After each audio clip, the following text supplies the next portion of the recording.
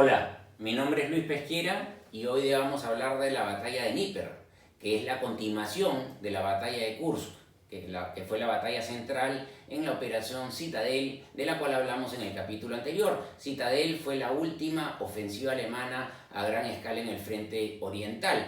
Recordemos que los soviéticos, conocedores de los planes alemanes, habían retirado de la bolsa de Kursk a todas sus tropas móviles, a todas sus unidades móviles, a efectos de iniciar inmediatamente una contraofensiva una vez que se hubiera detenido el avance alemán, cosa que en efecto sucedió en agosto de 1943. La batalla de Dnieper fue una batalla que duró 4 meses, desde agosto de 1943 y prácticamente hasta el final de diciembre del 43. El resultado final sería que la Unión Soviética barrería a la línea defensiva Alemania en Ucrania.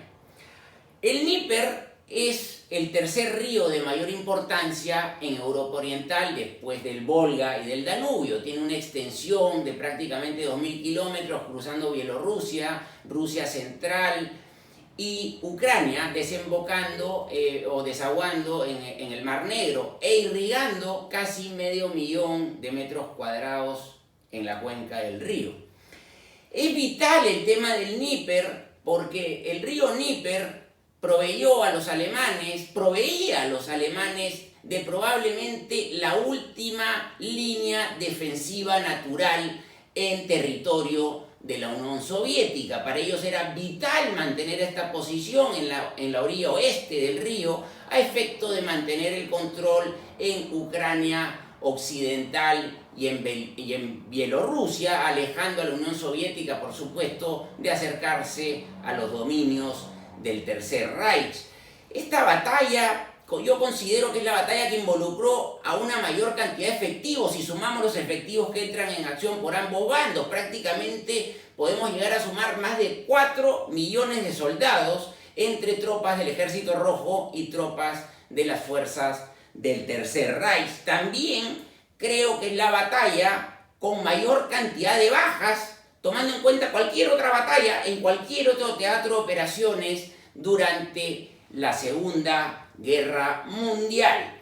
El resultado final de esta batalla, que dura 4 meses, es que la Unión Soviética eliminó la línea defensiva que Alemania había construido en la zona de Ucrania. Vamos a hablar un poco de los comandantes. Por el lado alemán, nuevamente veremos en acción a Erich von Manstein, que en ese momento era comandante del Grupo de Ejército Sur de las tropas alemanas. Esta probablemente será la última intervención de relevancia de este mariscal, dado que en marzo de 1944 Adolf Hitler lo releva de su mando y en forma increíble, uno de los mejores mariscales de la guerra terminaría la misma mirándola desde su casa. Pero lo cierto del caso es que von Manstein aún estaba al frente de las tropas alemanas en el sur de la Unión Soviética para esta batalla de Dnieper. Por el lado soviético tenemos a Iván Konev y a Konstantin Rokossovski. Vamos a hacer un recuento de la magnitud de las tropas por ambos bandos. Los alemanes tenían 1.250.000 soldados contra los 2.650.000 soldados de la Unión Soviética. Vemos que hay una diferencia de más de 2-1 a favor de las tropas del Ejército Rojo. En cuanto a artillería, la diferencia sí es alarmante. Los alemanes contaban con prácticamente 12.000 cañones y la Unión Soviética con más de 51.000. En cuanto a tanques y aviones, los alemanes tenían 2.000 tanques y 2.000 aviones y la Unión Soviética tenían 3.000 tanques y 3.000 aviones. Vemos que en esta oportunidad la Unión Soviética no solamente superaba a las tropas alemanas en cuanto a soldados, tanques y artillería, sino también en aviación, que había sido el único aspecto en el cual los alemanes habían logrado mantener cierta paridad en las campañas anteriores. Ahora, sobre el tema de las bajas, los historiadores se dividen. Muchos historiadores creen que la tónica en esta batalla de Dnieper fue la misma que venía sucediendo a lo largo de toda la campaña del Frente Oriental, es decir, que los alemanes, con tropas mejor adiestradas, mejor entrenadas, con mejores estrategas, infringían mayores bajas en la Unión Soviética, pero con el problema de que dado que tenían que destinar tropas a otros frentes y no tenían la misma capacidad de reemplazar bajas tanto de soldados como de armamento como sí lo tenía la Unión Soviética, cada baja en el lado alemán pesaba más. Pero yo me inclino más por la posición de otros historiadores que dicen que en esta oportunidad, en la batalla de Dnieper, las bajas estuvieron prácticamente igualadas. ¿Y esto qué demuestra? Esto demuestra que con cada campaña que pasaba, las tropas de la Unión Soviética se volvían cada vez más letales, alcanzando la eficacia que podía haber tenido la Wehrmacht alemana en un inicio. Y hay muchos historiadores que consideran que las bajas, como repito, estuvieron prácticamente equiparadas, con 300.000 muertos por lado y casi 900.000 heridos por lado. Ahora, luego de Kursk, a los alemanes les quedó bastante claro que no podían volver a pasar a la ofensiva y que lo que le quedaba hacer en ese momento era ver la mejor manera de resistir el vendaval ofensivo soviético que era inminente. Entonces, los generales, más allá de que Hitler tenía unas ideas absolutamente fuera de la realidad, los alemanes, o sus buenos generales, mejor dicho, eran conscientes que tenían que comenzar a desplegar estrategias defensivas eficaces. Tenían que renunciar a la guerra relámpago o blitzkrieg que tantos éxitos había dado Alemania en otras campañas y que le había permitido conquistar prácticamente la totalidad de Europa, pero que fracasó en el intento de lograr en el 1941 una victoria fulminante sobre la Unión Soviética. Nunca más podrían hacer una blitzkrieg en el frente oriental, luego harían una en las Ardenas, en el final del 44, principio del 45, pero en lo que a frente oriental respecta, los alemanes sabían que su mejor opción era pasar a una guerra de desgaste para, mediante maniobras defensivas eficaces, causar en la Unión Soviética la mayor cantidad de bajas posibles, de tal manera que, ya, si no se podía ganar la guerra en una forma categórica, por lo menos lograr que la cosa quede en tablas, para de esa manera negociar o intentar negociar una paz con la Unión Soviética en términos favorables a Alemania, que en esos momentos, recordemos, más allá de las derrotas de Stalingrado y de Kursk, todavía ocupaba una parte importante de la Unión Soviética. Además, tenemos que tener en cuenta que Alemania, o mejor dicho, el Tercer Reich, nunca tuvo, por supuesto, la intención de ocupar el vasto territorio de la Unión Soviética. Simplemente los planes consistían en ocupar, digamos, la zona europea de la Unión de Repúblicas Socialistas Soviéticas. Cuando acabó Kursk, Hitler, por supuesto muy en su línea, pretendía que los alemanes resistieran sin ceder un metro. Von Manstein logró convencer a Hitler, con mucha dificultad, que lo lógico era que el ejército alemán en forma organizada cruce el río Dnieper y se defienda en la orilla occidental utilizando el río como un frente o una línea natural defensiva. Von Manstein declararía en esos momentos que él se sentía en lo personal luchando una guerra en dos frentes. Por un lado tenía a las tropas de la Unión Soviética con superioridad numérica y cada vez más letales, y por otro lado tenía que negociar estrategias con Adolfo Hitler, cosa que ciertamente no era nada fácil. Ahora, la Unión Soviética intentó distintos recursos para lograr establecer cabezas de puente en la orilla occidental del río Dnieper.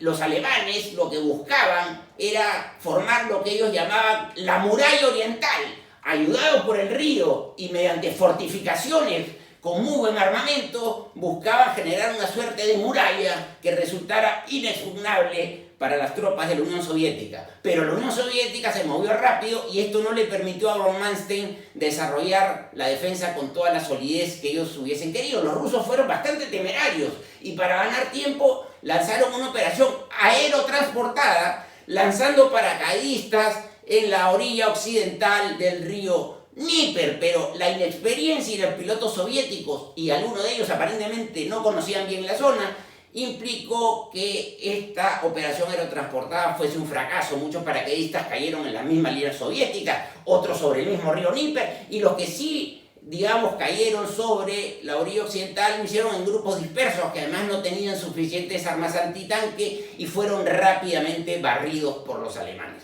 pero la Unión Soviética siguió intentándolo. Esta probablemente es una de las horas más gloriosas del Ejército Rojo, porque la valentía que demostraron para cruzar el río Níper es realmente una cosa de una valentía sin precedentes. Utilizando flotadores, puentes improvisados y boyas, buscaron la forma de poco a poco ir cruzando el río Níper, intentando crear esas cabezas de puente a un costo de bajas, a un costo humano altísimo, porque los alemanes se defendían y se defendían con fiereza, sabían que se jugaban las últimas cartas de tener una posición defensiva sólida en la Unión Soviética. Finalmente, el 22 de septiembre de 1943, la Unión Soviética logra su primera cabeza de puente en la orilla occidental del río Níper, y en los siguientes días, antes que acabe el mes de septiembre de 1943, la Unión Soviética ya tenía 30 cabezas de puente. Von Manstein sabía que acá se jugaba todo y lanzó todo lo que tenía para tratar de destruir las cabezas de puente de la Unión Soviética. Lanzó a todas las divisiones Panzer que tenían, utilizó todas las unidades de la Luftwaffe para bombardear las cabezas de puente, pero acá hay que hacer una precisión. La artillería soviética fue vital. Ya les he dicho que tenían una superioridad alarmante, tenían más de 51.000 cañones, unos cohetes espectaculares, y la artillería permitió que la Unión Soviética mantuviese las cabezas de puente. Ahora, con respecto a las cabezas de puente, la Unión Soviética podría haber utilizado la estrategia de atacar frontalmente las principales defensas alemanas, pero la idea fue desembarcar en la orilla occidental del río en puntos estratégicos para eludir las principales defensas alemanas y atacarlas por la retaguardia a efectos de obligar a los alemanes a abandonar una línea que ya era inútil.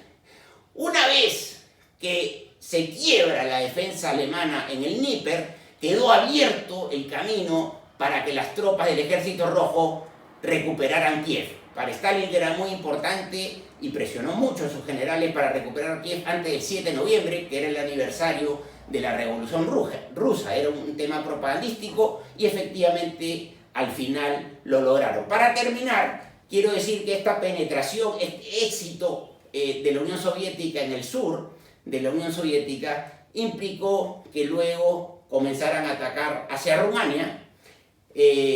Rumania tenía los últimos pozos petroleros importantes para permitirle a Alemania sostener su fuerza de guerra. Hay una victoria alemana poco conocida, pero en el primer intento de la Unión Soviética, ya con las tropas exhaustas y las líneas de suministro bastante largas, los alemanes lograron una batalla estratégica, quizá la última en este frente, cuando defendieron los principales pozos petroleros de Rumania, en una batalla que se desarrolló entre los Cárpatos y el Mar Negro. Finalmente los alemanes no podrían mantener la posición, y esta ofensiva soviética ya con el tiempo iremos viendo que hace que vaya cayendo Rumania, Hungría, Austria y Checoslovaquia. En el siguiente capítulo vamos a hablar de la operación Bagration, que es una operación mediante la cual la Unión Soviética prácticamente puso fuera de combate a todo el grupo de ejército centroalemán, y esto permitiría que las tropas del Ejército Rojo finalmente tuvieran prácticamente abiertas las puertas hacia el corazón del Tercer Reich. Muchas gracias, mi nombre es Luis Pesquera y nos vemos en la siguiente entrega.